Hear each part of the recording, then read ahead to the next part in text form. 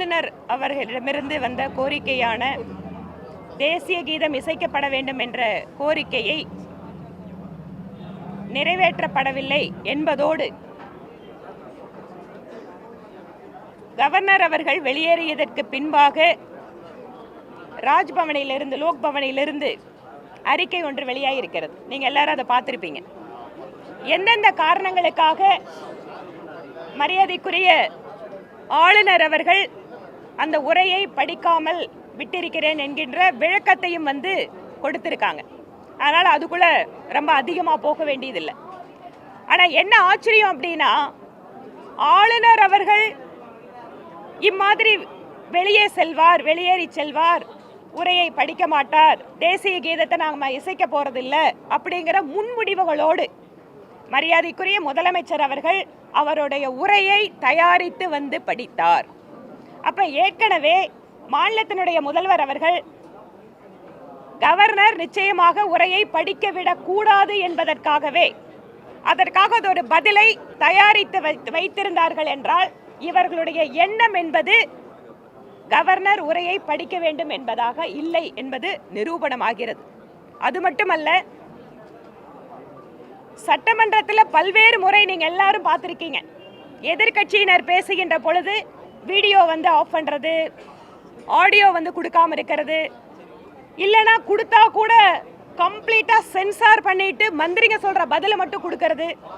இன்றைக்கு உச்சகட்டமாக வழக்கமா வீடியோவை தான் ஆஃப் பண்ணுவாங்க, இன்னைக்கு உங்களுக்கு ஆடியோவை கூட கம்ப்ளீட்டா கட் ஆஃப் பண்ணிட்டாங்க. பாசிசம் அப்படின்னு பேசக்கூடிய திராவிட முன்னேற்ற கழகம் இன்றைக்கு சட்டப்பேரவையில் உங்களோட நூற்றுக்கணக்கான ஊடக நண்பர்கள் முன்னால அங்க என்ன நடந்தது அப்படிங்கிறது உங்களுக்கு சொல்றது மட்டும் இல்ல, அதுல எந்த விஷயத்தையும் வெளியில யாரும் போடக்கூடாது அப்படின்னு எச்சரிக்கை கொடுக்கறாங்கன்னு சொன்னா, எந்த அளவிற்கு ஊடகத்தை பார்த்து இந்த அரசு பயப்படுகிறது என்பதை நாம் புரிந்து கொள்ளலாம். இது கம்ப்ளீட்டா பிளாக் அவுட் பண்ணியிருக்காங்க அசம்பிளி ப்ரொசீடிங்ஸ் அப்படின்னா, அப்ப எதுவுமே வெளியில சொல்லக்கூடாது, எந்த செய்தியும் மக்களுக்கு தெரியக்கூடாதுன்னு இந்த அரசாங்கம் நினைக்கிறது. அவர்களுடைய கவர்னர் உரையை இன்று நம்முடைய மரியாதைக்குரிய சபாநாயகர் பேரவைத் தலைவர் அவர்கள் படிச்சிருக்கார்.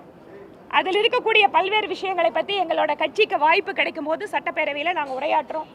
இன்றைய நிகழ்வை பொறுத்தவரை தொடர்ச்சியாக ஆளுநர் தொடர்பான விஷயங்களில் இந்த அரசு ஒரு விதமான ஆதிக்க உணர்வோடு நடந்து கொண்டிருக்கிறார்கள், அல்லது இணக்கமான போக்கு நிலவுவதை இவர்கள் விரும்பவில்லை. அரசு வேண்டுமென்றே திட்டமிட்டு மாநில அரசுக்கும் ஆளுநருக்கும் ஒரு மோதல் இருப்பதை போல ஒரு உருவாக்கத்தை கொடுக்க நினைக்கிறார்கள் என்பதுதான் இன்னைக்கு நடந்த நிகழ்ச்சியை வைத்து நாம பார்க்க முடியும். இப்ப அவரு சொன்னீங்க சிஎம் வெல் ப்ரிப்பேர்டா இருந்தாரு அப்படின்ட்டு. இப்ப கவர்னர் 9:36 இங்க இருந்து கிளம்புறாரு.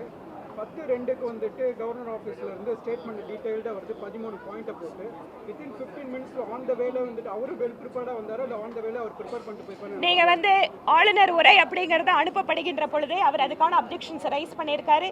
he has noticed என்னென்னவெல்லாம் டிஸ்கிரிபன்சிஸ் இருக்குங்கிறத அவர் ஏற்கனவே நோட் பண்ணி வச்சிட்டாரு. So he also came it is not about the well preparedness, it is about the observation about the speech that has been prepared by the government. அதனால these are all the things. ஏன்னா ஆளுநர் உரைங்கிறது முன்னாடியே அவர் கொடுக்கப்பட்டிருக்கும், அதில் இருக்கிறது எல்லாத்தையுமே அவர் எழுதி வச்சுட்டு தானே இருப்பாரு. அதனால the incident had happened, then immediately the Lok Bhavan has released that. Mic ஆளுநர் பேசும்போது மைக் துண்டிக்கப்பட்டதா இல்ல துண்டிக்கப்படலையா? அரசு இல்ல அவர் பேசுகின்ற பொழுது அவர் பேச ஆரம்பிச்சு அவரோட வார்த்தை முடிச்சோன்னா மைக் ஆஃப் ஆனோன்னா அவர் உட்கார்ந்துட்டார். அதுக்கு பின்பாக நம்ம பேரவைத் தலைவர் அவர்கள் ஒரு விஷயத்தை சொல்றாரு, இந்த மாதிரி கான்ஸ்டிடியூஷன் படி நாங்கள் இதை பண்றோம், எங்களோட கஸ்டமரி ரைட்டு அப்படிங்கறதெல்லாம் சொல்றாரு. see what ஒரு கவர்னர் அங்க என்ன கேட்கிறாரு, எந்த இடத்துக்கு சென்றாலும் அந்த இடத்தில் தேசிய கீதம் இசைக்கப்பட வேண்டும் என்பது ஒரு மரபு. தேசிய கீதம் இசைக்கிறதுல மாநில அரசுக்கு ஏன் இந்த பிடிவாதம்? கடைசில எண்ட் ஆஃப் தி செஷன் தேசிய கீதம் பாடுனாங்க. இல்ல இட்ஸ் a tradition. பிஜேபி ஏற்கனவே இருக்கு. நான் என்ன சொல்றேன், ட்ரெடிஷனை இல்ல ஏடிஎம்கே பீரியட்ல இந்த பிராக்டீஸ் இருந்திருக்கு. அண்டர்வர்ல்ட் ட்ரெடிஷன் போது அவுக்கன் இல்ல நான் என்ன சொல்றேன், tradition which is breaking some of the constitutional norms we can accept it. Tradition என்ன கேக்குறாங்க, தேசிய கீதம் இசைக்கிறதுல என்னங்க புதுசா வந்து ட்ரெடிஷனை வந்து மாற்ற முடியுது?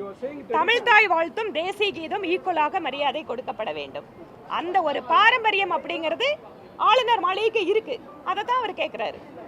இதுல ஏன் பிடிவாதம் இருக்காங்க? கருத்துக்களை செய்திகளை உடனுக்குடன் தெரிந்து கொள்ள கீழ்கண்ட கேபிள் மற்றும் டிடிஹெச் நெட்வொர்க்குகளில் எம்நாடு செய்தி தொலைக்காட்சியை காணுங்கள்.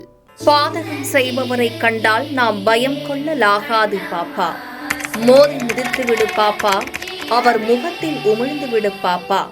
அண்மை செய்திகளை உடனுக்குடன் தெரிந்து கொள்ள இணைந்திருங்கள் எம்நாடு தொலைக்காட்சியுடன்.